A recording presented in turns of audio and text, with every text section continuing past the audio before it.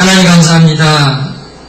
참된 믿음 안에서 주님의 은혜를 공급받으며 살 수 있도록 모든 것 은혜로 저희와 함께 해주시니 참으로 감사를 드립니다.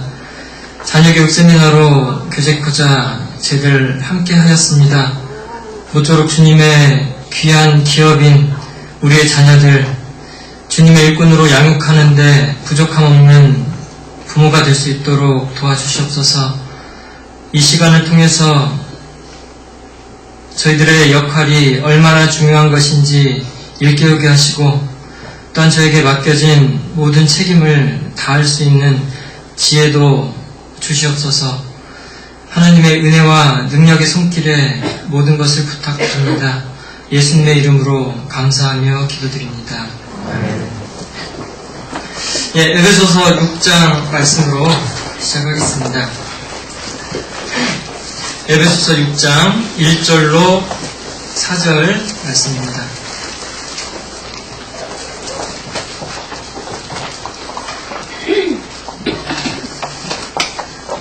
에베소서 6장 1절로 4절 말씀을 함께 읽겠습니다. 자녀들아, 너희 부모를 주 안에서 순종하라. 이것이 옳으니라. 내 아버지와 어머니를 공경하라. 이것이 약속 있는 첫 계명이니 이는 내가 잘 되고 땅에서 장수하리라. 또 아비들아, 너희 자녀를 노엽게 하지 말고 오직 주의 교양과 훈계로 양육하라. 우리가 자녀 교육의 3대 축을 이제 신앙교육, 그리고 인성교육, 그리고 학교교육 이렇게 구분하기도 합니다. 또 다르게 이야기하면 또 교회교육, 가정교육, 또 직업교육 뭐 이렇게도 이야기할 수 있고요. 그런데 여러분들, 자녀가 성공한다라는 전제하에 이 세 가지 교육의 3대 축 중에 어떤 것이 가장 중요하다라고 실제로 생각하고 계십니까? 한번 그 우선순위를 먹여본다. 신앙교육과 인성교육과 그리고 직업교육 그 세 가지 중에 우리가 자녀의 성공을 전제로 하고 우선순위를 먹여본다. 여기는 교회니까 당연히 신앙교육이다 라고 정답은 알고 계실 텐데요. 실은 우리의 마음의 중심이 항상 교육하면 학교교육을 떠올리고 어떤 그 직업교육이죠. 그 부분에 더 많이 치중되어 있지 않나 라고 생각이 듭니다. 동일한 자녀가 성공했으면 좋겠다라는 소망을 가지고 있으면서도요. 그런데 말씀은 우리에게 이렇게 이야기하십니다. 부모에게 순종하는 자녀가 하나님께도 순종하는 거고 또 하나님께 순종하는 삶이 진정한 성공의 비결이다. 그렇기 때문에 최고의 성공할 수 있는 비결이요 지름길은 바로 부모님께 순종하고 부모님을 공경하는 것이다 라고 우리에게 말씀하십니다. 그게 바로 에베소서 6장 1절에서 3절이 우리에게 교훈하시는 겁니다. 어제 우리가 이제 사랑, 어떻게 우리를 자녀들을 성경적인 관점에서 바라볼 것이냐, 그리고 어떤 것이 참사랑이고 잘못된 사랑이냐 우리가 꼼꼼하게 자세히 살펴봤습니다. 오늘은요, 이제 오늘의 제목처럼 사랑의 또 다른 이름 훈계라는 제목으로 함께 하나님의 말씀을 교훈받아보고자 합니다. 우리 항상 서로 다른 모습이지만 두 개가 합쳐져야 비로소 하나가 되고 어울리는 것들이 있습니다. 바늘이 있으면 꼭 뭐가 있어야 되죠? 실이 있고, 수저가 있다면 숟가락이 있다면 젓가락이 있고, 냄비가 있다면 라면요? 뚜껑이 있어야죠. 그런 것처럼 우리 흔히 말하듯이 당분과 채찍이라고 표현하는 것처럼 우리가 사랑에는 훈계라는 게 꼭 붙어 있어야 됩니다. 훈계 없는 사랑은 진정한 사랑이 아니고 또 사랑 없는 훈계는 진정한 훈계가 될 수 없습니다. 오늘 훈계에 대해서 우리가 쭉 살펴보려고 하는데요. 그렇게 어렵고 세세한 내용들 소개하는 것들 다 기억할 필요는 없습니다. 하나님이 우리를 어떻게 대해주시는가 잘 생각해보고 그렇게 우리 자녀들을 대하면 되는 겁니다. 우리도 하나님을 대할 때 항상 경외해야 된다. 하나님을 사랑해야 할 만큼 사랑할 줄 알고 하나님을 두려워해야 할 만큼 두려워할 줄 아는 것이 우리의 참된 건전한 신앙의 자세입니다. 그런 것처럼 우리도 이제 우리 자녀에게 사랑도 듬뿍 주지만 또 훈계도 충분히 해주는 부모가 되어야 합니다. 이 새 양날개 중에 하나가 꺾이면 문제가 생기죠. 양편을 저어야 되는 그레도가 한 노를 잃어버렸습니다. 그럼 제자리만 뱅뱅 도는 것처럼 양팔저울의 균형이 깨지면 뭔가 제 역할을 못하는 것처럼 우리도 사랑이 있으면 항상 훈계가 있어야 되는 겁니다. 한쪽 극단에 치우치면 이제 우리 자녀들은 망치게 돼 있는 거예요. 유행가 제목처럼 사랑밖에 난 몰라, 사랑만 듬뿍 줬다, 이런 부모 밑에서 자란 자녀는 이제 어떻게 되겠습니까? 방종, 이기주의, 공주병, 왕자병 환자가 될 겁니다. 또 지나치게 버릇이 없어지고 다른 사람의 이목에 별로 신경 안 쓰고 그리고 아주 고집이 센 아이가 되겠죠. 하지만 그 반대로 이제 사랑은 별로 없고 지나친 권위나 억압하는 부모님 밑에서 자랍니다. 그럼 얼마나 자신감이 결여가 되겠어요? 위축되고 소심하고 항상 열등감에 쌓여있고 자기 비하, 자포자기, 그리고 자기 의사 표현도 잘 못하고 활동성도 약해질 겁니다. 둘 다가 고루 필요할 겁니다. 앞을 좀 보시면요, 우리가 이해하기 쉽게 이런 경우가 꼭 있습니다. 사랑도 없고 훈계도 없는 부모, 바로 방임된, 그냥 내방처지진, 그냥 버려진 그런 환경이죠. 굳이 말을 달 필요 없이 이런 환경에서 자란 아이들은 제 역할을 할 수 있는 어떤 사회인이나 하나님 앞에 크게 쓰임받는 어떤 신앙인이 될 가능성은 적어 보입니다. 그리고 또 이제 한쪽 극단에 치우쳤죠. 사랑은 넘치는데 훈계가 없습니다. 지나친 허용이죠. 방종으로 치닫게 됩니다. 또 한쪽 극단이 또 있습니다. 사랑은 없는데 훈계만 지나쳐요. 이제 권위주의. 가장 이상적인 건 뭐겠습니까? 사랑과 훈계가 둘 다 넘쳐나고 잘 조화되는 것. 이런 균형이 갖춰진 부모 밑에서 자란다라면 이제 밝고 공손하고 그러면서도 자기 의사표현을 잘하고 스스럼 없으면서도 예의 바르고 그리고 다른 사람을 배려할 줄 아는 그런 반듯한 사람이 되겠죠. 만약에 균형 맞추는 게 힘들어서 이쪽 극단이나 이쪽 극단으로 치우쳐야 된다 라고 하면은 둘 중에 하나를 선택해야 된다. 지나친 허용이나 지나친 권위다. 이 양쪽 극단으로 혹시나 치우쳐야 된다라면 어느 쪽이 더 나을 거라고 생각하십니까? 여기가 좋지만 한쪽으로 칠 수밖에 없는 선택의 기로에 놓여 있다. 뭐가 나을 것 같아요? 다수로. 한번 생각해 보면 우리가 알 수 있습니다. 아주 엄한 부모님이 있어요. 그러다가 어느 날 내가 사랑이 부족했구나 라는 걸 알고 뒤늦게야 자녀들에게 사과합니다. 내가 너희를 너무나 엄하게 가르쳤구나. 이제부터 너희를 더 배려해주고 사랑으로 품어주마. 화해가 이루어지겠죠. 더 자녀와의 관계가 돈독해질 겁니다. 하지만 이쪽 이제 놔 길렀어요. 지 마음대입니다. 천방지축이에요. 뒤늦게야 권위가 필요하구나 알았습니다. 지금까지 내가 너를 너무 놔 길렀구나. 이제부터 바짝 조이기로 하마. 어떻게 될까요? 제어가 안 되겠죠. 조화를 이루는 게 가장 좋지만 차라리 엄한 편이 낫다는 겁니다. 그리고 거기에만 머무르면 안 되겠죠. 점점 이쪽으로 수렴을 해서 사랑도 북돋는 쪽으로 가야 될 겁니다. 세상에서는 사람이면 되지 무슨 아이들 기죽게 훈계를 하고 엄하게 다스리느냐 이야기하지만 분명한 건 하나님은 자녀를 바르게 자라게 하는 데 있어서 훈계라는 건 꼭 필요하다라고 말씀하십니다.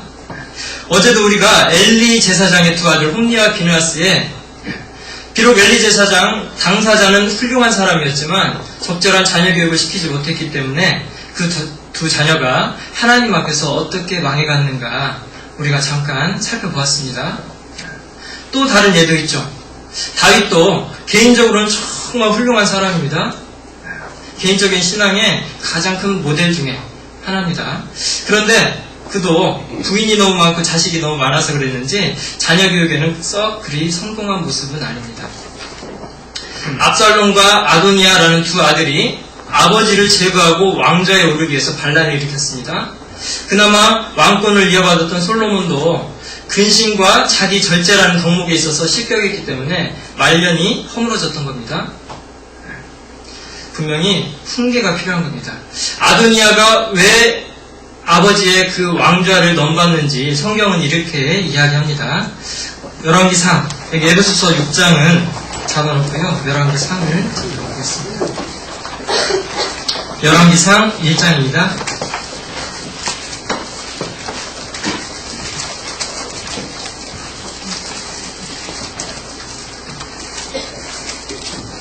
열왕기상 1장 5절, 6절 5절 제가 읽겠습니다. 때에 핫깃의 아들 아도니아가 스스로 높여서 이르기를 내가 왕이 되리라 하고 자기를 위하여 병거와 기병과 전대 50인을 예비하니 6절 같이 읽겠습니다. 저는 압살롬의 다음에 난 자요 체형이 심히 준수한 자라 그 부친이 내가 어찌하여 그리하였느냐 하는 말로 한 번도 저를 섭섭하게 한 일이 없었더라. 훈계 없는 교육은 분명히 실패로 결론이 난다라는 걸 성경은 우리에게 분명히 말씀해주고 있습니다. 책망하는 말로 한 번도 섭섭하게 한 일이 없다. 그러니 아버지 머리 끝까지 기어오르는 겁니다. 하나님은 우리에게 자녀에게 훈계가 채찍질이 꼭 필요하다라고 말씀하십니다.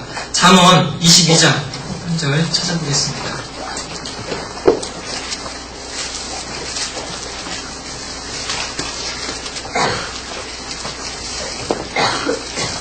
잠언 22장 15절입니다.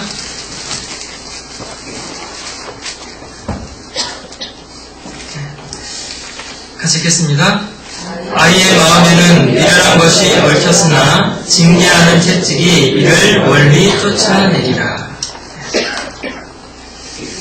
그 아이의 마음속에 있는 죄성 그리고 아직 성숙하지 못한 많은 생각들 이런 것들을 물쳐내고 그리고 더욱더 성숙하게 자라게 하는 데 있어서 바로 채찍이 필요하다. 성경에서 말하는 채찍은 우리 잘 알고 있는 그 무시무시한 채찍 아닙니다. 태초리라는 말을 이렇게 번역한 거더라고요. 그건 아시고 오늘 채찍 준비하시는 분은 있으셔야 되겠습니다. 우리가 성경적으로 바로 자녀를 사랑하고 또 훈계하기 위해서는 우리가 훈계에 대한 바른 관점이 있어야 됩니다. 그러기 위해서 잠깐 정리하고 넘어가겠습니다. 세상과 성경은 서로 반대 입장에서 이야기를 합니다. 세상은 인간은 원래 선하다.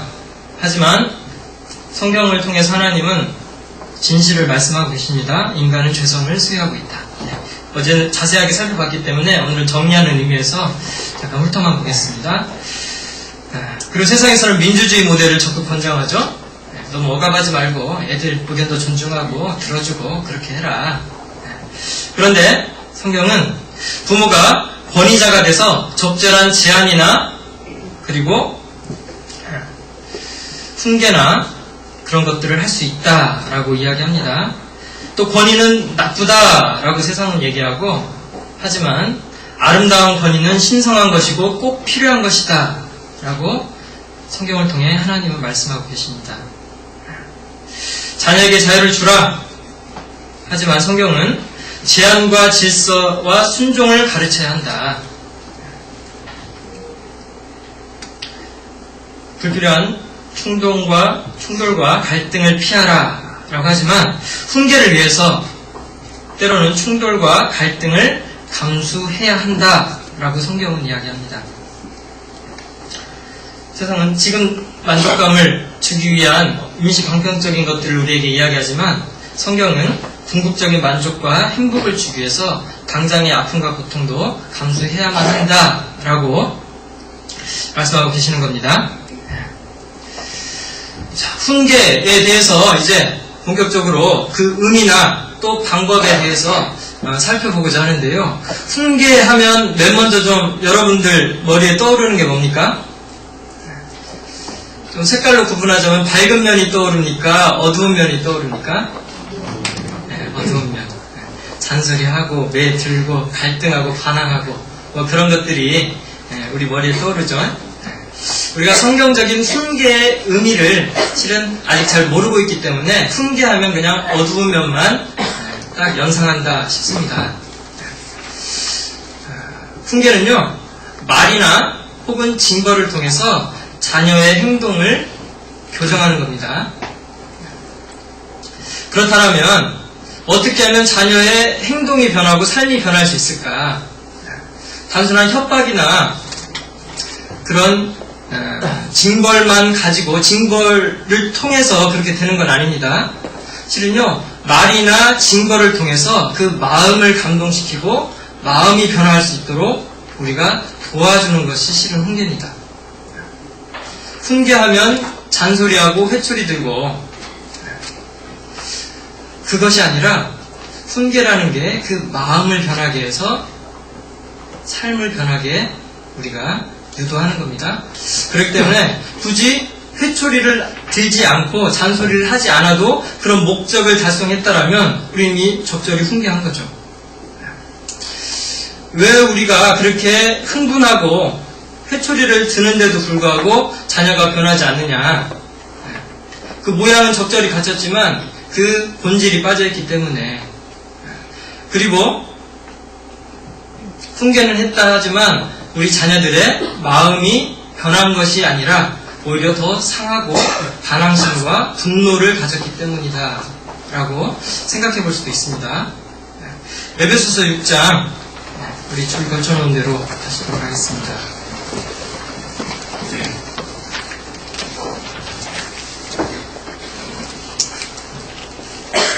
4절 또 아비들아 너희 자녀를 노엽게 하지 말고 오직 주의 교양과 훈계로 양육하라. 교양과 훈계로 양육하라 이전에 먼저 우리에게 당부하고 계신 것이 있습니다. 너희 자녀를 노엽게 하지 말고. 우리가 훈계, 여러분이 떠올리는 대로 주로 잔소리나 회초리하고 그런 것이 주를 이룹니다. 하지만 그런 것을 통해서 자녀의 마음에 내가 잘못했구나. 내가 잘못했기 때문에 부모님이 저렇게 화를 내시는 거구나. 이런 감동이 없이 그냥 분노만 사는 겁니다. 그러면 이제 자녀 교육은 거기서부터 어그러지게 돼 있잖아요. 그렇기 때문에 자녀를 노엽게 하지 말고 먼저 우리에게 중요한 그 부분을 주님도 이렇게 우리에게 교훈하신다 생각이 듭니다. 과연 자녀들을 노엽게 하는 게 뭘까? 그 마음을 변하게 하기보다는 오히려 부모를 향해서 분노하게 하고 서운함을 느끼게 하고 오히려 반항으로 치닫게 하는 그 자녀들의 마음을 노엽게 하는 것이 뭘까? 한번 몇 가지 먼저 생각해보고 지나가도록 하겠습니다. 어떤 부분은 어제 살폈던 내용들하고 조금 중복되는 내용도 있습니다. 그런 내용은 제목만 좀 읽고 그렇게 넘어가도록 하겠습니다. 자녀를 노엽게 하는 것들이 무엇일까? 우리 자신의 모습도 한번 비춰보는 게 필요하겠습니다. 먼저는 과잉보호, 지나친 간섭. 너무나 보호하는 나머지 이제 자녀들의 의견을 묵살합니다. 자녀들의 말을 믿어주지 않아요. 그리고 뭔가를 할 수 있는 기회조차도 빼앗아 버립니다. 부모들은 비록 자녀들의 유익을 위해서 지금 내가 이렇게 하고 있다라고 철저히 믿고 있겠지만 그걸 받아들이는 자녀들은 부모님이 나를 존중하거나 나를 신뢰하고 있지 못하는구나 라고 받아들인다는 겁니다. 이제 노를 사는 거죠. 그리고 그 다음이 이제 그 반대편에 있는 지나친 방임이나 무관심. 뭐 요구 조건이면 무조건 다 들어주고 네 마음대로 해라. 나는 상관 안 하마. 너무 많은 자유를 누리는 아이들은요. 그 많은 선택의 기로 앞에서 오히려 혼란스러워하고 불안하고 그런다고 합니다. 그 나이에 적절한 만큼 적절하게 자유도 주지만 때로는 부모님들이 상관해줘야 되잖아요. 오히려 아이 때는요. 부모님의 적절한 제안이나 지시가 있어야 마음이 편안하다고 합니다. 우리 여러분들 어릴 때 이런 고민 한 번쯤은 해보셨을 거예요. 새학기 새학년이 됐습니다. 이제 전과를 사야겠는데 항상 고민이죠. 표준전과 살까? 동화전과 살까? 무지하게 고민되잖아요. 그런데 어느 날 담임선생님이 말씀하십니다. 저 학교 앞 문방구에 가서 표준전과 사라. 그러면 이제 고민 싸게 됩니다. 문방구 아저씨하고 담임선생님하고 5종의 거리가 있었나 보죠. 그런 것처럼요. 어릴 때는 지나치게 많은 선택의 기회에 아이들을 노출시킬 필요 없이 적절한 선에서 지시해주고 제안해줬을 때 오히려 안락함을 느낀다라고 합니다. 그래서 지나친 방임도 우리 부모님은 나에게 관심 없구나, 나에게 신경 쓰지 않는구나 라고 서운한 마음 그리고 노하는 마음으로 연결이 된다는 겁니다. 또 너무 당연한 이야기죠. 비교나 차별대우. 너는 왜 형처럼 못하느냐? 네 친구 누구는 그것도 잘하던데. 자존심에 아주 큰 상처를 주는 겁니다. 부모들은 훈계했다라고 느끼겠지만 자녀들은요 오히려 노하는 거예요. 반감을 삽니다. 또 그 다음이 비현실적인 목표들. 자녀들에게 무조건 최고가 되기를 원하고 마치 자녀들이 부모가 못다 이룬 꿈의 대리 성취자인 것처럼 자녀들이 어느 정도의 성취를 이룰 수 있도록 우리가 독려하는 건 필요하지만 또 자녀들의 능력이나 역량보다 지나치게 높은 것을 제시해서 좌절하도록 좌절감, 실패감을 맛보도록 우리가 또 떠밀어서는 안 되는 겁니다. 이럴 때 오히려 자녀들은 이제 분노, 서운함 그런 것들을 느끼는 거죠.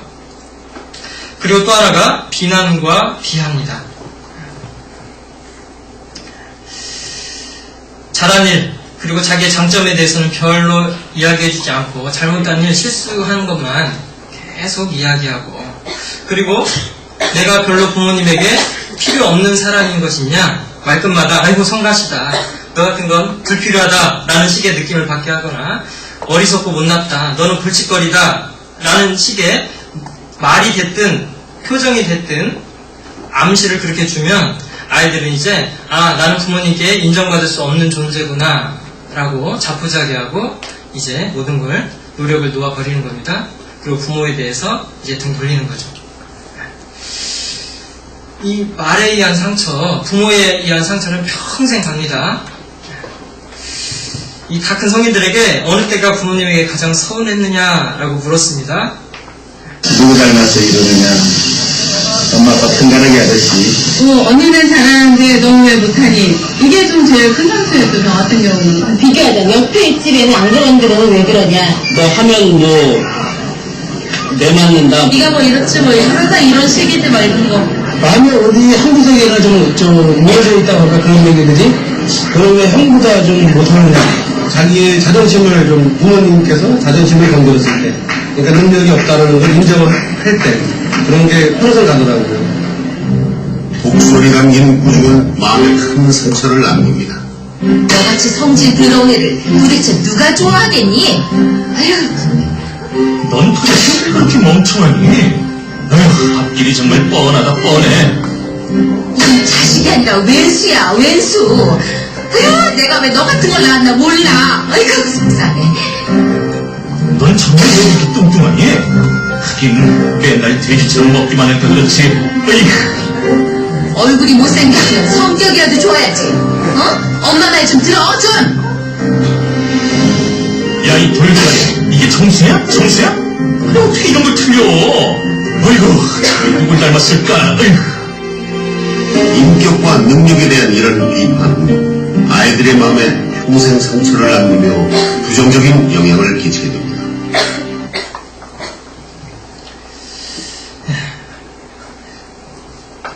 아비들아, 너희 자녀를 노엽게 하지 말고, 이미 이렇게 노엽게 만들어버리면 분노가 있고 서운함이 있지만 부모님이 무서워서 표출 못할 뿐입니다.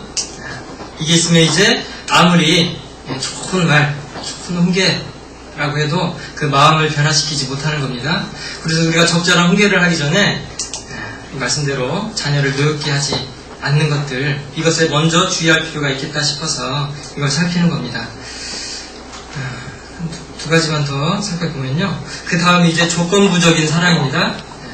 부모님의 사랑을 어떤 상벌의 수단으로, 너 그렇게 하면 엄마가 너 좋아하지 않을 거다. 아이고, 네가 이렇게 잘하니까 엄마가 널 이뻐하는 거야. 마치 사랑이 자기의 어떤 성취한 것의 유무에 따라서 부모님의 사랑이 왔다 갔다 하는 것처럼 아이들이 얼마나 불안하겠습니까? 하나님도 우리에게 그렇게 대우하지는 않으시잖아요. 혹 우리가 하나님을 그 마음을 아프시게 한다 하더라도 하나님이 우리에게 향하는 사랑을 걷어가지지는 않습니다. 한결같으시잖아요. 우리가 뭘 잘하고 잘못하고에 따라서 하나님의 사랑의 크기가 크거나 작아지거나 그러는 건 아닙니다. 조건부적인 사랑, 자녀들을 노엽게 하는 겁니다. 그리고 또 하나가 이제 지나친 그리고 부당한 체벌. 잘못은 큰 잘못이 아닌데 과도하게 너무 많이 때린다거나 혹은 그렇게 때린 후에 부모님이 적절하게 마음을 풀어주지 않는다거나 그런 것들이 이제 학대와도 비슷한 거잖아요. 사사건건 회초리로 때리고 때린 후에도 전혀 후속 조치가 없고 마음이 얼마나 사무치겠습니까? 얼마나 서러웠으면 우리 우종 목사님이 어릴 때 지상 가서 가셨겠어요.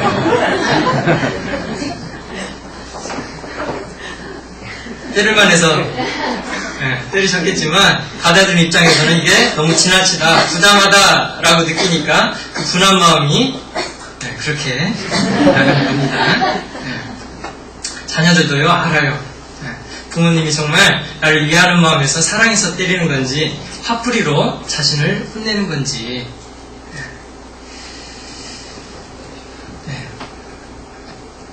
보십시오. 이제 애들 다 합니다. 그냥 TV에서 한번 밝혔거든요. 선생님의 거침없이 독서를 해보면 배고픈 첫째 독한 것들이다. 나는 본격적으로 TV를 보고 있는 어린아이들의 정신 다 깰 거야. 니들 내 이름 소리한테 애들 아니야, 그냥 아저씨야. 볼륨 좀 켜주시죠.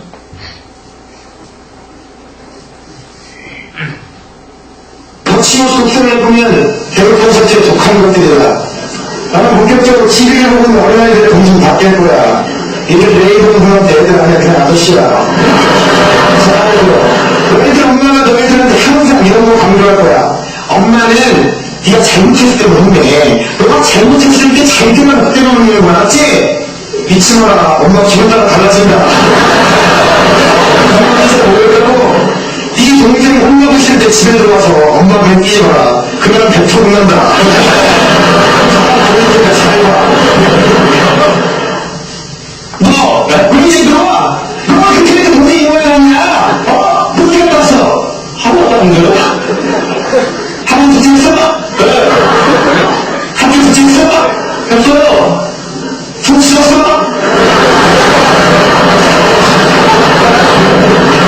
이거 좀 줬어. 이리 와, 이리 와!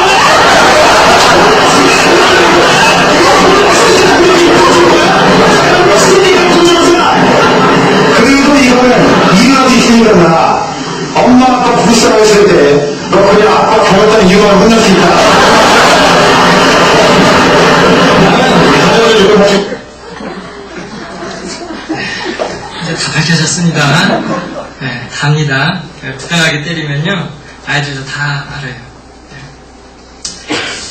아비들아 너희 자녀를 노엽게 하지 말고 오직 주의 교양과 훈계로 양육하라. 우리가 결국에 자녀들에게 전달해야 할 것은 성경의 모든 것입니다. 모든 성경은 하나님의 감동으로 된 것으로 교훈과 책망과 바르게 함과 의로 교육하기에 유익하니 목적이 있죠. 이는 하나님의 사람으로 온전케 하며 모든 선한 일을 행하기에 온전케 하려 함이니라. 우리가 훈계를 통해서 이루고자 하는 목적이 바로 이겁니다. 그것을 이루도록 또 사랑과 함께 또 우리에게 필요한 게 주의 교양과 훈계라고 말씀하십니다. 교양이라는 말의 뜻이요, 원어를 조금 살펴봤더니 파이데이아라는 말이더라고요. 이게 자녀를 기르기 위해서, 여기서 기른다라는 말도 농사와 관련이 있는 말입니다. 봄에 씨를 뿌리고 그리고 가꾸고 기다리는 겁니다. 그리고 뭐 훗날 가을에 결실을 얻는 거잖아요. 자녀 교육도 마찬가지입니다. 당장의 기쁨도 있지만 결국에는 먼 미래에 자녀의 성장한 모습을 기대하면서 우리가 교육을 시키는 겁니다. 그렇게 자녀를 기르기 위해서 이제 그 방법으로서 충고나 경고나 책망이나 체벌들을 통해 훈련하고 교육시키는 것. 약간 이 교양이라는 말이 실은 우리가 흔히 생각하는 훈계라는 말의 의미를 많이 가지고 있습니다. 행위적이면 그러니까 조금 물리적이고 육체적인 그런 징벌까지 가하는 것을 실은 원래 의미로는 교양이라는 말이 가지고 있더라고요. 그와 반대로 이제 훈계라는 말은 똑같은 목적을 가지고 있습니다. 근데 훈계라는 말은 누데시아라는 말인데요. 그게 다른 데가 있는 마음을 제자리에 갖다 놓다라는 뜻을 가지고 있더라고요. 그런데 그렇게 할 수 있는 방법이 이제 대화나 설득을 통해서 자녀를 훈련시키는 것이다. 언어적인 면이 더 강조되어 있는 게 실은 훈계입니다. 종합해보면 우리가 말이나 혹은 체벌, 그리고 말에는 충고, 경고, 책망, 대화, 설득, 칭찬도 들어갑니다. 이런 것들, 그리고 때로는 이제 회초리까지도 동원해서 아이들을 이제 하나님의 사람으로 온전하게 길러내가는, 이것이 바로 교양과 훈계라는 겁니다. 그렇기 때문에 훈계가 적절했느냐라는 걸 평가하는 데 있어서도요, 우리가 얼만큼 효과적으로 잘 때렸느냐, 얼마나 논리적인 말로 잘 설득을 시켰느냐가 아니라 이제 그 마음이 얼만큼 변했느냐, 마음이 얼마나 감동과 감화를 받았느냐라는 게 이제 효과적인 훈계의 성공 여부를 가늠하는 그 척도가 될 수 있습니다. 어려운 건 아닌 것 같아요. 마치 우리가 하나님께 징계를 받습니다. 그럴 때 어떻습니까? 처음에는 아이고 맞은 애를 맞았구나. 하지만 그렇다고 하나님께 대해서 우리가 분노하는 건 아니잖아요. 오히려 하나님이 징계 주시는 목적은 먼저 잘못에 대한 징벌도 있지만 그 사람의 어긋난 모습이 안타까워서 교정, 바르게 바꿔주려는 목적이 있다는 걸 우리 너무나 잘 알기 때문에 징계를 받으면서도 우리는 감사하는 겁니다. 우리 자녀가 그런 모습으로 우리의 훈계를 받아들인다면 정말 성공한 훈계가 될 겁니다. 진정한 훈계는요, 이제 그 훈계 후에 부모에게 분노하거나 좌절하거나 반항하는 것이 아니라 이제 부모를 더욱더 사랑하게 됩니다. 그리고 신뢰하게 되고, 그리고 또 마음에 평안과 안정감이 있는 거예요. 그렇기 때문에 우리가 훈계하는 목적은 눈앞에 보이는 그 행동을 혼내려는 것이 아니라 그것과 더불어서 이제 교정하려는 목적이 있는 겁니다. 그래서 단지 겉으로 드러난 행동만 나무라는 게 아니라 그 마음속의 동기를 살피는 것도 필요하죠. 저게 실수인지 아니면 고의적인 반항인지. 전자라면 아무리 큰 일을 저질렀다 하더라도 감싸줘야 될 겁니다. 실수니까. 하지만 고의적인 일이라면 아주 엄하게 다스려야겠죠. 제가 좀 인상적인 글이 있어서 잠깐 그대로 읽어보도록 하겠습니다. 행동의 통제가 자녀 양육의 목표는 아니다. 그저 예의가 바른 자녀를 양육하는 것만이 또한 목표도 아니다. 칭찬받는 행동을 하도록 키우는 것만이 진정한 자녀 교육의 목표가 아니다. 공손한 자녀들로 키우는 것만이 목표가 아니다. 그것도 이루어야 할 것이긴 하지만 그것이 순전한 목표는 아니다라는 겁니다. 그런 외적인 절제만 아니라 유혹을 이해하고 거부할 수 있도록 훈련시켜야 합니다. 예절만 가르치는 것이 아니라 교만이 왜 악하고 탐욕과 정욕과 이기심과 시기심이 왜 하나님을 욕되게 하는 것인지 가르쳐야 합니다. 겉으로 나타난 잘못을 지적하고 벌을 주되 마음속에 있는 부패가 더 심각한 문제라는 것을 깨닫도록 도와주는 게 바른 훈계가 나아가야 될 방향인 겁니다. 이제 훈계라는 것의 의미와 훈계의 목적에 대해서 살펴봤습니다. 그럼 이제 방법론적으로 들어가서요. 구체적인 훈계 방법이 뭐가 있을까 좀 살펴보도록 하겠습니다. 잊지 말아야 될 것은 설명해드린 그 목적을 이루기 위한 우리가 적당한 방법을 적절한 때에 맞춰서 활용하는 겁니다. 이 방법적인 건. 그렇기 때문에 방법적인 것에 너무나 연연할 필요는 없어요. 그 훈계라는 것의 목적을 이룰 수 있도록 우리가 적절한 방법과 시기에 따른 적절한 활용이 필요할 뿐입니다. 그런데 훈계로 우리가 사용할 수 있는 방법들이 보통 이렇게 좀 이야기할 수 있습니다. 명령, 경고, 꾸짖음, 책망, 그리고 체벌, 그리고 꼭 잊지 말아야 될 것이 또 칭찬입니다. 그리고 충고와 대화.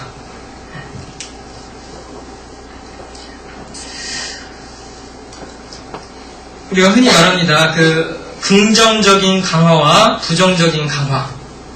이게 다 포함된 겁니다. 일단 아이들이 또 어리기 때문에 미숙한 부분이 있습니다. 부모들이 외부에서 조절해주는 조절기구의 역할이 바로 훈계입니다. 내가 어떤 행동을 했을 때는 책망과 꾸지람이 오는구나. 내가 어떤 행동을 했을 때는 또 칭찬과 보상이 오는구나. 전자가 부정적 강화라면 후자는 긍정적 강화입니다. 이를 적절히 활용해서 이제 그 훈계의 진정한 목적으로 우리가 나아가는 게 다른 모습일 텐데요. 그때 활용할 수 있는 방법들이 주로 좀 나열해 보면 이런 것들입니다. 밝은 것보다는 좀 어두운 게 많죠. 그러면 이제 이것을 어떻게 우리 아이들에게 적용할 것이냐, 이것이 또 우리에게 있는 문제일 텐데요. 아이들도 또 나이나 그 성장 단계나 혹은 원래 타고난 기질이 남다르기 때문에 천편일률적으로 동일한 방법을 동일하게 사용하는 건 의미가 없다라는 건 다들 동의하실 겁니다. 그렇기 때문에 이런 것들이 적절하게 그 자녀의 성장 단계나 타고난 어떤 성격이나 기질에 맞춰서 우리 부모님들이 그건 제일 잘 아시니까 적절하게 이제 적용하는 것이 또 우리 부모님들의 몫이다라고 생각이 듭니다. 기질, 타고난 거라 어쩔 수 없는 부분이 참 많죠. 우리 연초였던가요? 임원 수련회 때도 이 기질에 대해서 여러 가지 살펴보았는데 구분 기준은 다양하니까요. 오늘은 딱 3가지로 한번 생각해 보겠습니다. 자녀들 중에 이제 쉬운 자녀, 순종적이다라는 말이죠. 생활도 아주 절도가 있고 규칙적이고요. 부모의 지시에 잘 따릅니다. 그리고 자기 감정 표현도 잘해요. 그리고 새로운 상황에도 잘 쉽게 적응합니다. 부모의 지시에 잘 순종하기 때문에 이런 자녀에게 체벌, 꾸짖음 할 일은 별로 없겠죠. 명령이나 경고 정도에서도 다 알아들을 겁니다. 그리고 오히려 칭찬, 충고, 대화 이런 것들이 이런 자녀들에게는 더 어울리는 방법이겠죠. 무조건 회초리 든다고 해서 능사는 아닙니다. 자녀의 기질에 따라서 저희 집에도 딸이 둘인 거 아시죠? 셋이 됩니다. 그런데요, 참 이게 각기 기질은 타고 나누는구나 싶은 게요, 첫째하고 둘째가 전혀 실은 달라요. 첫째는 참 손도 별로 안 타고 정말 편하게 그렇게 길렀거든요. 그런데도 둘째는 그러지 않더라고요. 첫째는 알아들을 만큼 적당히 이제 훈계하고 이야기하고 그리고 그냥 내버려 두면요, 지가 알아서 딱 행동을 합니다. 얼마 전에도 이런 일이 있었어요. 저희 아이가 원래 날 때부터 곱슬입니다. 바글바글 곱슬인데 이제 7살쯤 되니까 외모에 신경을 쓰기 시작하더니 어느 날은 저에게 슬며시 와서는 아빠, 저 머리 좀 펴주세요. 그러는 겁니다. 그래서 이게 좋은 교육의 기회가 왔다 싶어서요. 그전부터 이제 마음을 먹고 있었는데 어떤 경제관념이나 그런 걸 좀 키워줘야겠다 싶어서 때가 되면 이렇게 해야겠다 마음 먹었는데 드디어 때가 온 겁니다. 이제 네가 뭐 가지고 싶은 거나 하고 싶은 게 있으면 그 필요한 돈의 3분의 1을 네 힘으로 모아라. 그러면 나머지 3분의 2는 아빠가 보태서 이 요구 조건을 들어주마. 3만원짜리가 갖고 싶으면 만원을 모으고 300만원짜리가 갖고 싶으면 100만원을 모으고 그런 일은 없어야 될 텐데요. 그런데요, 이제 3만원짜리 파마를 한다길래 그럼 만원은 네 힘으로 모아봐라. 그 대신 이제 네가 돈 벌 수 있는 기회를 제공해 주마 라고 하면서요, 몇 가지 애가 생활이 흐트러진 몇 가지 부분이 있어서 그걸 조건으로 걸었어요. 이걸 어떻게 하면은 그날 이제 잠자리 들기 전에 잠자리 들기 전에 쭉 체크해서 거기에 맞는 이제 액수를 주마 하고 수첩을 하나 딱 만들어 줬더니요, 갑자기 이렇게 써달래요.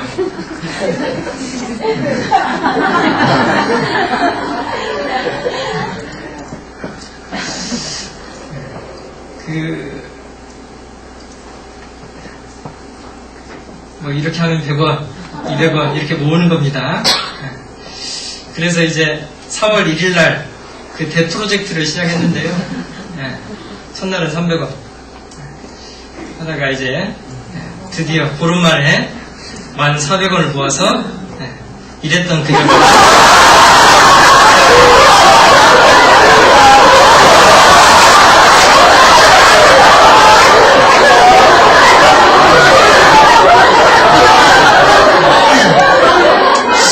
이렇게 변했습니다.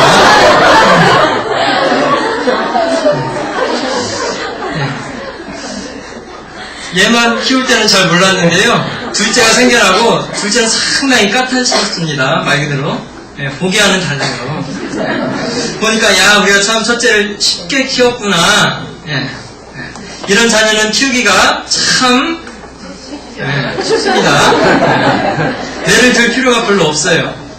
적절한 선에서 풍계가 되는 겁니다. 그런데 또 그렇지 않은 자녀가 있죠. 이제 까다로운 자녀입니다. 신경질적이고 반항적이고 아주 고집이 셉니다. 그렇기 때문에 부모하고 갈등이 자주 발생을 해요. 저희 집은 둘째가 그렇습니다. 어린 것이요, 얼마나 성격이 까탈스러운지 좋고 싫고가 분명해요. 조금만 자기 마음에 안 들면요, 절대 굴복하는 법이 없습니다. 싫어도요, 그냥 싫어가 아니라 싫어 하고 그냥 얘기를 해요. 지금 벼르고 있습니다. 말길만 제대로 알아들어라.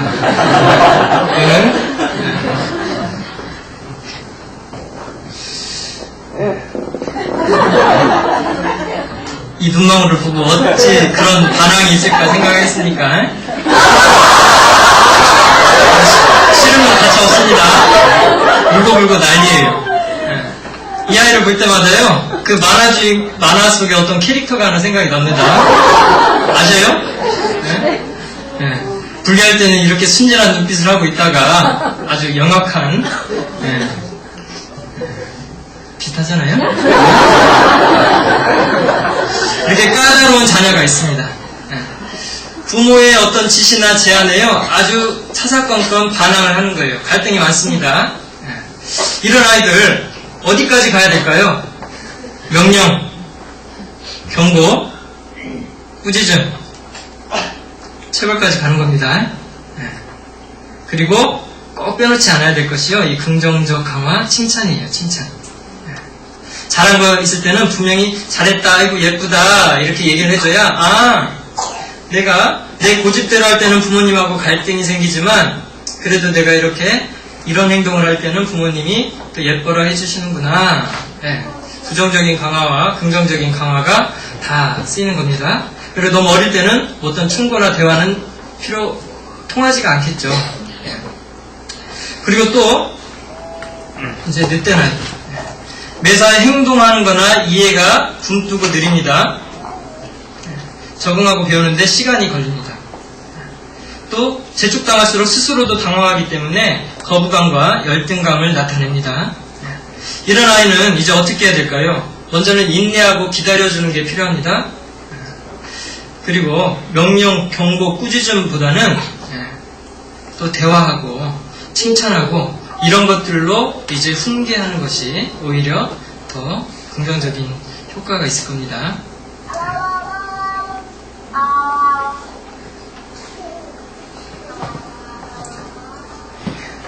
기질에 따라서 우리가 훈계의 본연의 목적을 이루기 위한 방법들 중에 이제 적절한 방법을 선택해서 취하는 겁니다. 또 이제 나이에 따라서 자녀들의 성장 단계에 따라서 우리가 또 취해야 될 훈계의 방법들이 약간씩 다릅니다. 어릴 때 보통 뭐 정확히 구분짓기는 그렇습니다. 대략 0세에서 5세 사이는요, 부모는 이제 자녀에게 있어서 보호자고 그리고 권위를 행사할 수 있는 권위자입니다. 그래서 이 시기에 자녀들이 부모의 말에 순종하도록 교육을 우리가 시켜야 되는 겁니다. 그리고 어떤 아이들은 아직 이해력이 부족하기 때문에 매사에 다 그 이유와 정황을 설명해 줄 필요는 굳이 없습니다. 일단 이때는 부모의 지시에 순종하는 걸 배우게 하는 겁니다. 그리고 아이들은 잘못하고도요, 조금 시간이 흐르면 내가 뭐 잘못했는가 모릅니다. 시간 지난 후에 혼내봐야 내가 왜 혼나지? 분노하게 됩니다. 그렇기 때문에 이 나이 때는요, 잘못한 그 자리에서 바로 이제 체벌하거나 꾸짖거나 하는 것이 필요한 겁니다. 하지만 이 안에서도 이제 신생아 때는 이제 돌이 되기 전까지요, 신생아 때까지는 이때는 뭐 아무것도 안 통하잖아요. 무조건적인 사랑을 베풀 수 있을 뿐입니다. 이때가 또 가장 중요한 부모 자녀 간의 애착관계가 형성되는 때이기 때문에 0세에서 5세 사이에 특히나 돌 이전은 이제 무조건적인 사랑 그리고 애착 형성에 우리가 더 관심을 가지고 그때 뭐 굳이 꾸짖거나 뭐 그럴 일이 실은 별로 없잖아요. 그래야 뭐 효과도 없고. 그런데 이제 돌 무렵이 됩니다. 걷기 시작하고 위험한 행동들을 할 때는 적절한 제재가 필요한 겁니다. 위험한 걸 들고 있거나 할 때는요, 그걸 빼앗을 수도 있어야 되겠죠. 혹은 손등을 툭 하고 때려주든지 이 정도의 어느 정도의 제재는 필요한 겁니다. 또 위험한 거, 뭐 당장 치명적인 것도 아닌데 위험한 거 들고 있다고 그냥 휙휙 빼앗아 버리면 아이들 성격 배리기 딱 좋습니다. 그렇기 때문에 뭐 손에 쥐고 있다 그러면 다른 걸 쥐어주고 그걸 놓게 하고 그 정도의 신사적인 모습은 좀 필요하겠죠. 가만 보니까 저희 둘째가 성격이 나빠진 이유 중에 하나가 언니 덕도 있는 것 같아요. 자기 물건 만진다고 그냥 휙휙 빼앗잖아요. 그러니까 얼마나 얘가 성질이 신경이 날카로워지겠어요. 그리고 이제 두 돌이 될 쯤 되면은 이제 웬만큼 옹알이도 하고 웬만한 말은 일상적인 대화는 알아듣습니다. 이때는 이제 명확히 잘못된 것, 특히나 그냥 단순히 실수가 아니라 부모님에 대한 어떤 반항의 모습을 보인다라면 이제 체벌하는 게 필요합니다. 그리고 말씀드렸다시피 즉시 체벌. 조금 시간 지나면 스스로가 왜 혼나는지도 모르니까. 그리고 이때는요, 반복적인 명령이 필요한 겁니다. 그리고 또 이 시기에는 부모님의 지시나 명령에 따르지 않는다라는 그거 하나만으로도 체벌이 가능한 시기예요. 굳이 뭐 이유나 정황을 설명할 필요 없습니다. 왜 이거 하라고 했는데 안 하고 있어. 이거 딱 하나만 가지고도 충분히 체벌을 해야 되는 시기가 바로 이때입니다. 부모의 권위에 아래로 와서 순종하는 걸 배워야 할 때가 이때이기 때문에, 또 후반부에 설명하겠지만 이 10세 이전에 부모의 권위에 순종할 수 있는 그런 최소한의 훈련이 안 돼 있으면 이제 그 실수에 대한 열매는 사춘기 때 거두게 되는 겁니다. 그 당시에는 웬만한 건 힘으로 제압이 가능하기 때문에요, 그때는 잘 표가 안 나요. 그런데 이제 사춘기 때 부모의 어떤 제재력에 한계가 올 때 되면 이제 그 이전에 거두었던 부주의에 대한 열매를 그때 거두게 되는 겁니다. 다시 설명드리기로 하고요. 그리고 이제 초등학교 졸업하기 전까지, 취학 전에서 초등학교 졸업 직전까지, 이때는 이제 부모님은 양육자입니다. 그리고 역할 모델, 본이 돼주는 그런 존재잖아요. 이때는 말보다는 행동으로 보여줘야 합니다. 그리고 이때가 본격적인 회초리가 가장 위력을 발휘할 때가 바로 이 무렵이죠. 초등학교 졸업하기 전까지. 성경에 아이들에게 훈계하고 그리고 내지래라 라는 말씀들이 참 많습니다.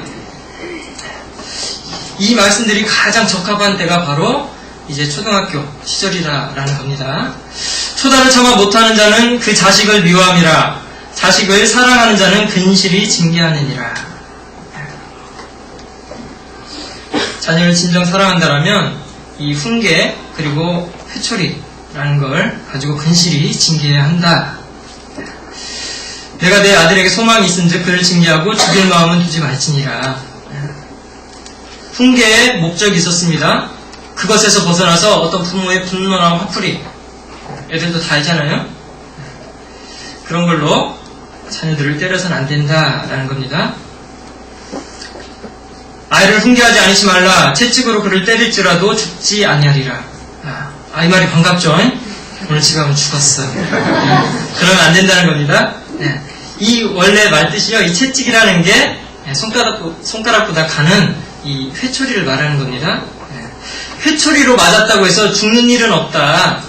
치명적인 거 아니고 안전한 거니까 적절히 잘 훈계하는 데 활용해라 라는 그런 의미가 있는 겁니다. 무지막지하게 때리라는 말씀이 아닙니다.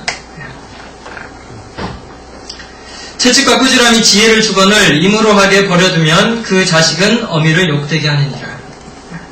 결국에는 그 부주의함, 훈계를 적절하게 하지 않음의 결과를 나중에서 이제 거두게 되는 겁니다.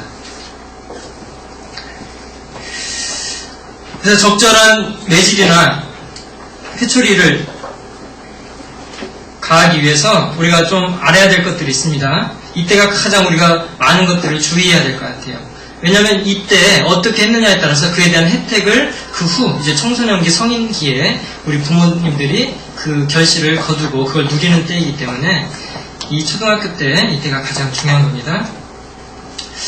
그래서 먼저는요, 기준 없이 때리면 아이들도 부당하게 생각합니다. 그렇기 때문에 어떤 상과 벌의 명확한 기준을 먼저는 명시해 주셔야 돼요. 너 이런 행동 뭐 몇 번 더 부모님께 눈에 띄우면 어떻게 하겠다, 뭐 이런 식이에요. 그렇게 해서 먼저 명확한 기준을 가지고 제시해야 된다라는 겁니다.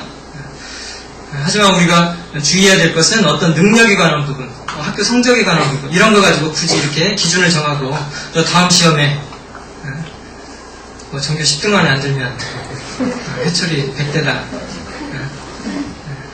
지금 반에서 10등도 못하는데 그러면 안 되잖아요. 그런 거 말고 인격적인 부분, 그런 부분에서. 그리고 그 문제 상황이 아이의 실수인지 그때는 체벌은 부당한 거잖아요. 네? 오히려 실수를 감싸주고 위로해줘야죠. 네. 아니면 반항인지 그것을 그 동기를 잘 살펴야 된다는 겁니다. 고의적이고 반복적이고 그 고집 피우느라고 그러는 거면요 아주 단호하게 그때 물러서면 안 되는 겁니다.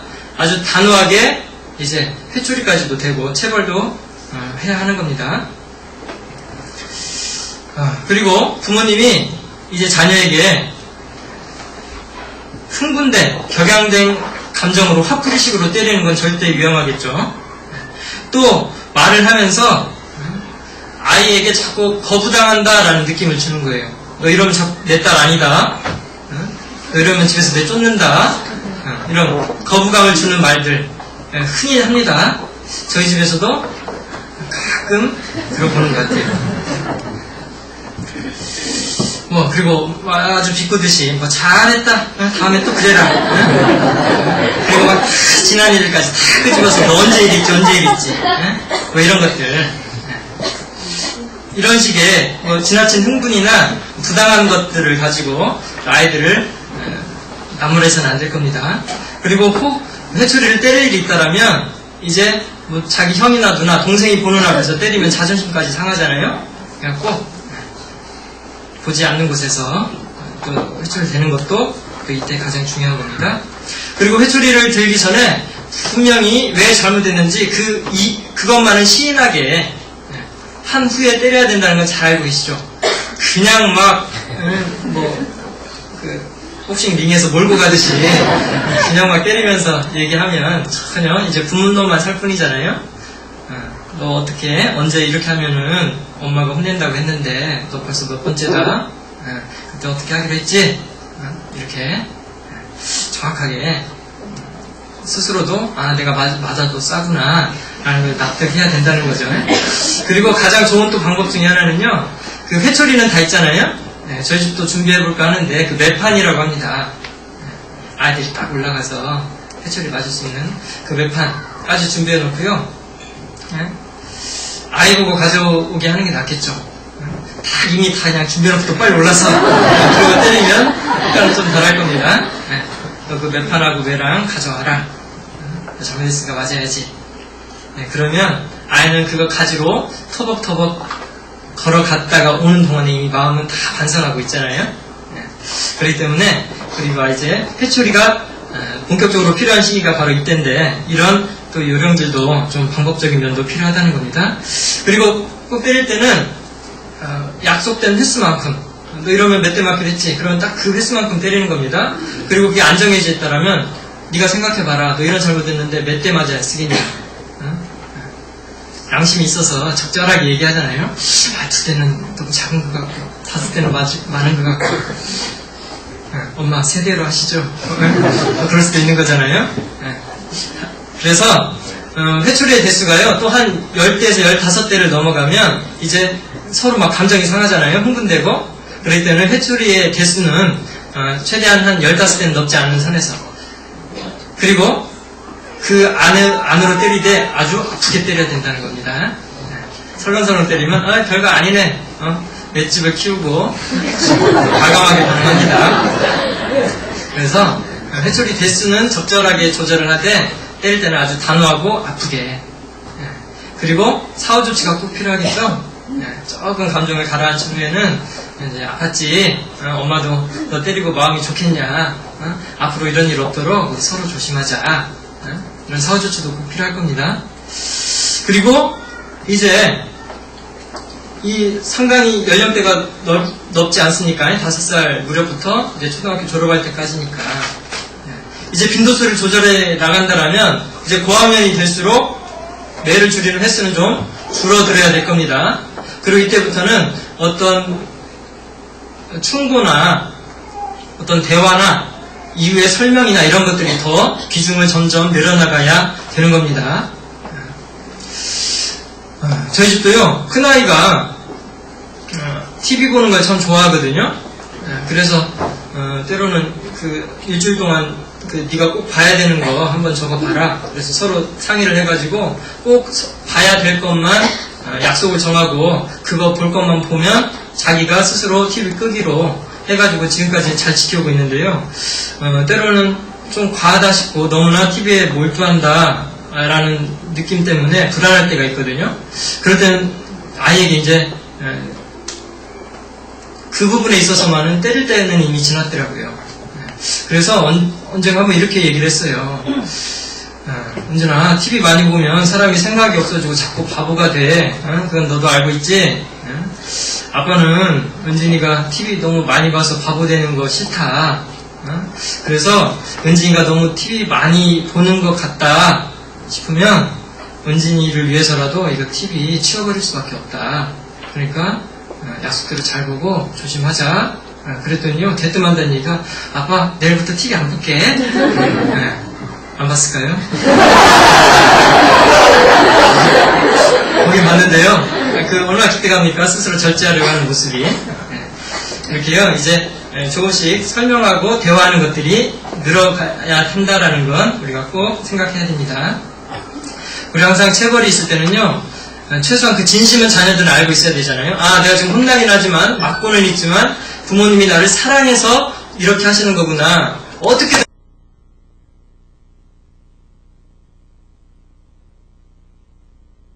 그 깔아놨던 부모의 진득한 사랑이 됐든 자녀가 그건 꼭 느끼고 있어야만 체벌답고 훈계가 효력을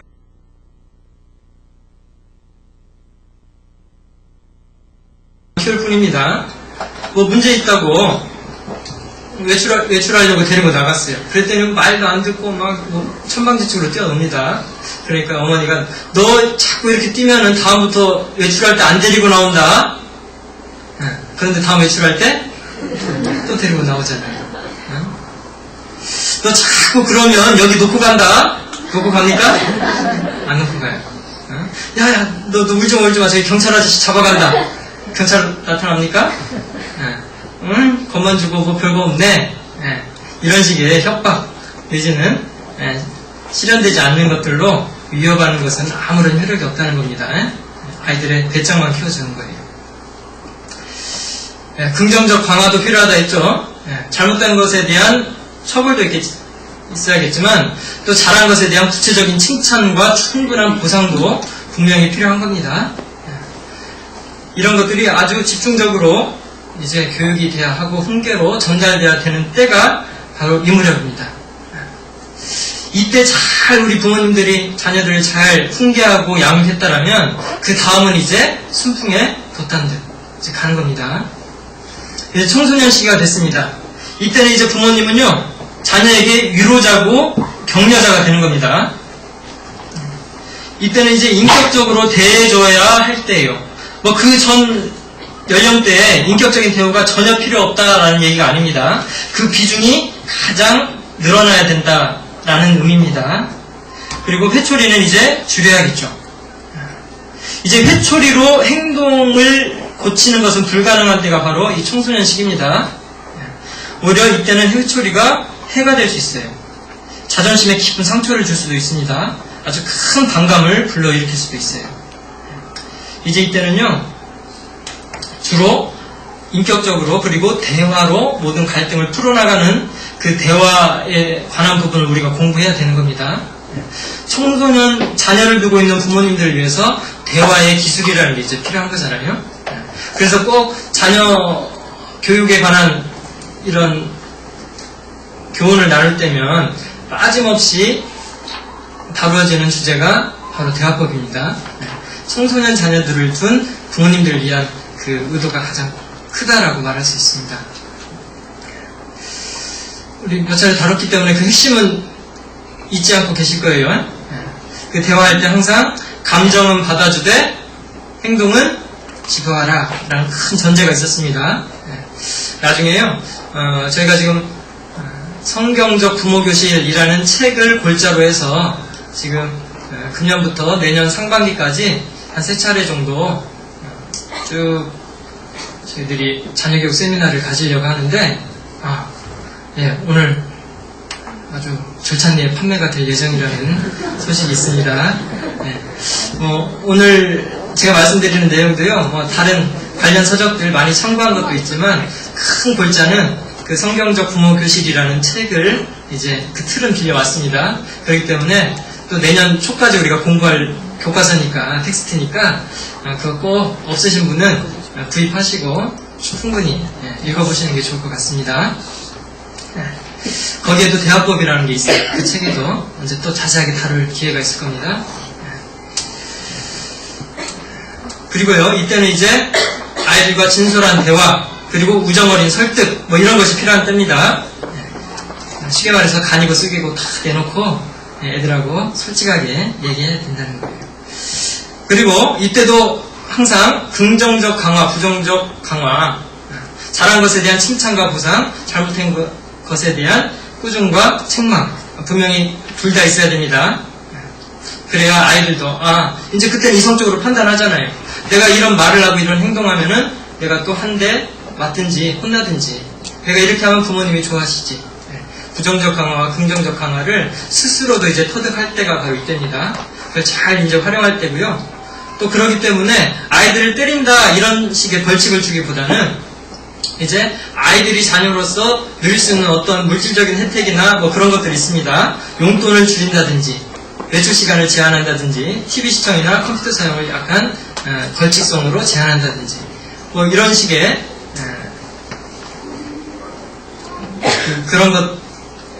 이런 것들의 제한이 이제 필요한 때가 이때다라는 겁니다. 회초리가 말을 안 들으니까 차선책으로 이제 그런 것들을 활용하는 겁니다. 그런데 중요한 건요, 이 바로 이전 시기에 부모에게 순종하는 어떤 그런 훈련, 그리고 부모의 사랑과 통제에 잘 따르는 그런 훈련이 잘 안 돼 있으면요, 이게 참 힘들다라는 겁니다. 이때 뭔가 잘못됐다라는 이상 징후를 발견하고 바로잡아 보려고 하면요, 이 소액고 외양간 고치는 식으로 참 힘이 많이 들어요. 전혀 불가능하진 않지만 이미 원인이 몇 년 전에 조금씩 그런 방향으로 삐져나왔던 것들이 이때 이제 돌출되기 때문에 그걸 좀 바로잡는다는 게 상당히 어려움이 있습니다. 실제로 이미 사춘기 시절에 문제 행동을 하기 시작하는 자녀들 바로잡는다는 게 쉽지가 않잖아요. 그래서 일단 초등학교 이하의 자녀를 두고 계신 분들은 지금 잘해야지, 이런 생각을 좀 가지실 필요가 있습니다. 그리고 이제 모든 게 마무리되는 때가 이제 19세 이후 성인이 되는 때입니다. 이때 이제 부모님은 상담자요, 친구잖아요. 자녀들이 이제 자녀들을 떠나보낼 준비를 하고 자립할 수 있도록 도와주는 시기입니다. 마치 운동선수와 코치의 관계로 비유하자면 이 첫 번째 단계는요, 무조건 순종해야 돼요. 코치의 말에 무조건 순종하는 것처럼 그래야 훈련이라는 게 되지 않습니까? 그리고 나중에는 이제 기본적인 순종 관계가 형성이 되면 이제 두 번째로 가서 운동선수는 이제 코치가 하는 것을 보고 배우는 때입니다.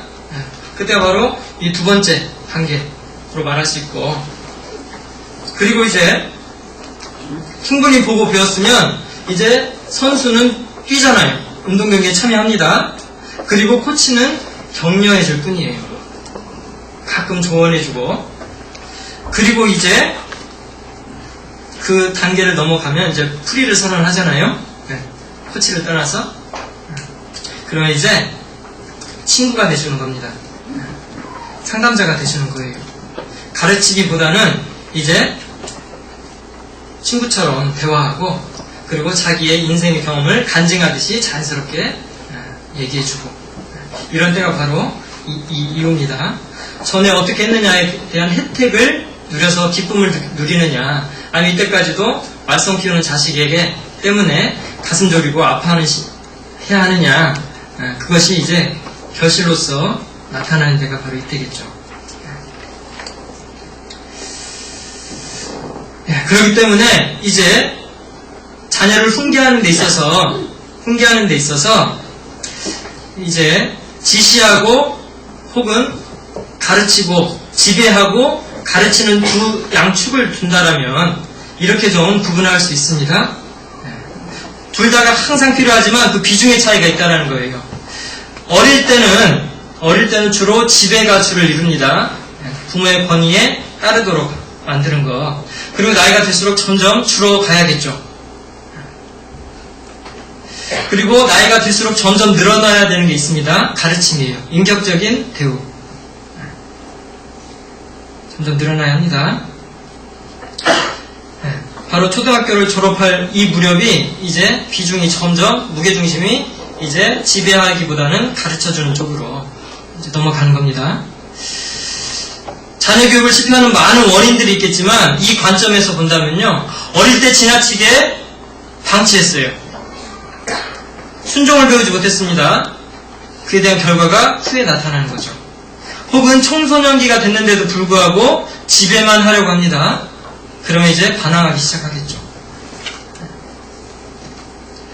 그렇기 때문에 이 둘을 항상 양쪽 손에 쥐고 있되 아이들의 상황이나 성장 단계에 맞춰서 적절하게 우리가 활용하는 그런 안목 정도는 필요하겠다 싶어서 너무 단순화시킨 경향은 있지만 또 우리에게 쉽게 이해를 도와주는 것 같아서 소개시켜주는 겁니다. 이제요, 조금 정리하는 의미로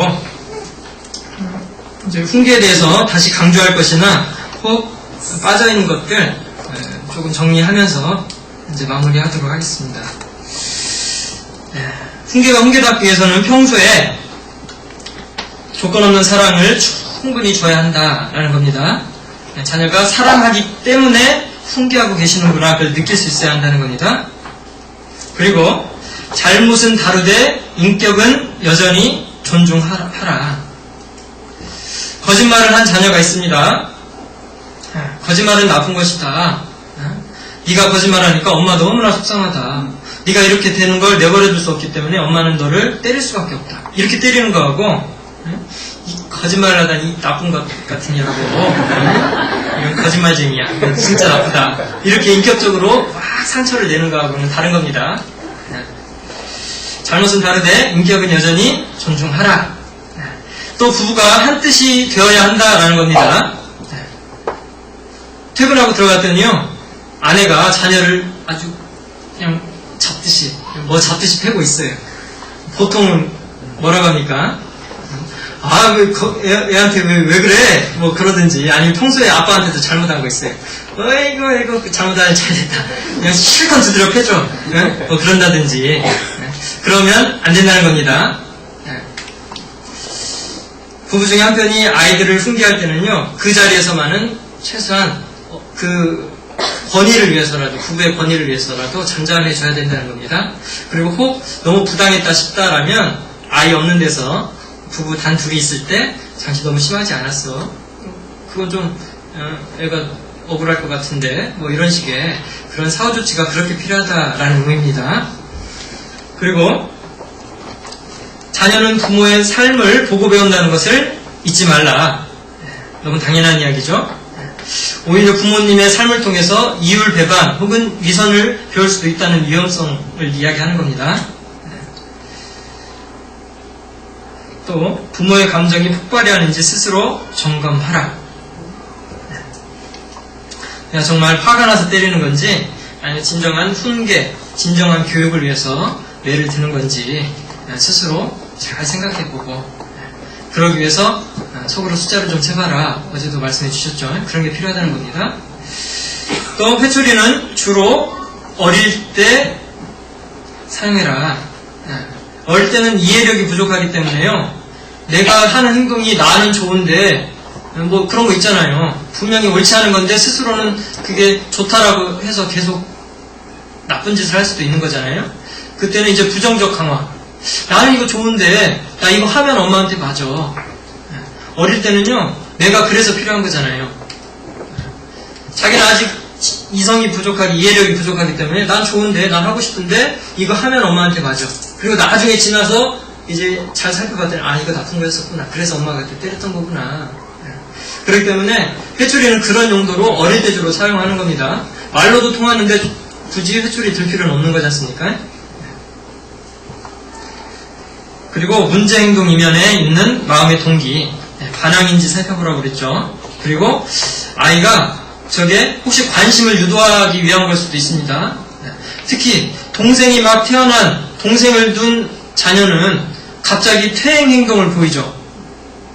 갑자기 어리광스러운 행동을 하고 혀꼬부라진 소리로 동생 말투를 따라하고 너는 다 큰 놈이 때리면 안 된다는 거잖아요. 부모님 저도 있어요. 저 관심 좀 가져주세요. 그러기 위해서 그렇게 행동하는 걸 수도 있다는 겁니다.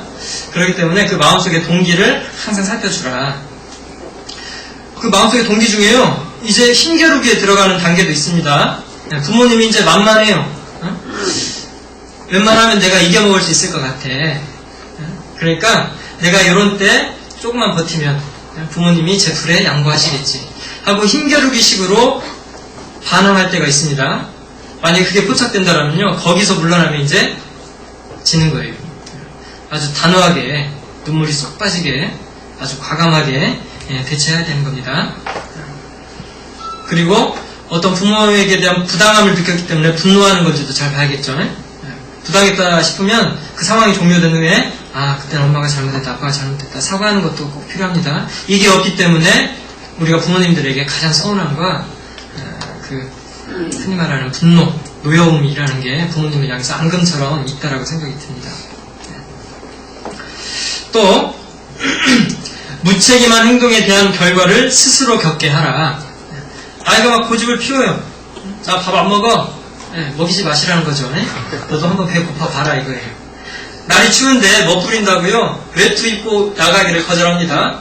얼어 죽지 않겠다 싶으면요, 그냥 얇은 옷 입힌 채로 내보내라는 거죠. 너도 한번 추워봐야. 자기의 무책임한 행동에 대한 어떤 결과를 스스로 경험할 수 있도록 숙제 안 했으면 일부러 해줄 필요 없다는 겁니다. 그리고 이제 마지막으로 자녀를 위해 기도하라. 우리가 충분한 지혜와 방법론적인 것들을 공급받고 그리고 잘 훈련하고 시행착오를 겪어서 잘 실행할 수 있다 하더라도요, 그 가운데 하나님이 함께 해주시지 않으면 모든 게 물거품이 됩니다. 그걸 우리에게 가장 잘 교훈하는 성경이 시편 127편입니다.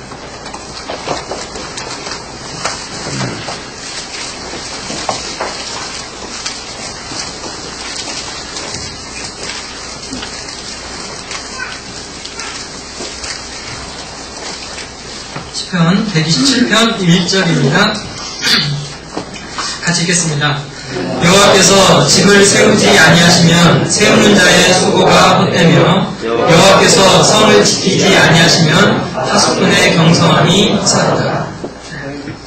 집을 세우기 위해서 인간적인 노력과 수고를 최선을 다하지만 하나님이 그 안에 함께 하시면 그 수고가 헛되다. 우리가 신앙생활 할 때요, 항상 놓지 않아야 될 생각 중에 하나입니다. 우리가 해야 될 최선을 다하되 그것이 수포로 돌아가지 않기 위해서 하나님의 도우심을 강구하는 그 간절함, 이 두 가지 항상 필요하죠. 우리의 최선을 다하되 하나님이 함께 능력으로 해주시기를. 마찬가지입니다. 우리가 훈계, 그 목적이 있습니다. 결국에는 이 다양한 방법들을 통해서 그 자녀를 사랑하는 마음, 이것을 전달하는 겁니다. 그 적절히 그 다양한 방법들을 사용해서 그 마음에 감동과 감화를 받기 위해서 하나님이 원하시는 대로 하나님의 사람으로 모든 선한 일을 행하기에 온전한 사람으로 만들어 가고자 하는데 훈계의 목적도 있는 겁니다. 그걸 잃지 말고 우리가 봐온 방법들을 적절히 활용하되 그 가운데 하나님이 함께 하시기를 잊지 않는 것도 우리에게 너무나 필요하겠다 싶어서 말씀드립니다. 마지막으로 우리 처음 찾았던 그 에베소서 6장 4절 말씀을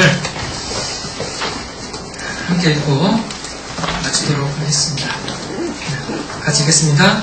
또 아비들아, 너희 자녀를 외롭게 하지 말고 오직 주의 교양과 훈계로 양육하라. 같이 기도하시겠습니다.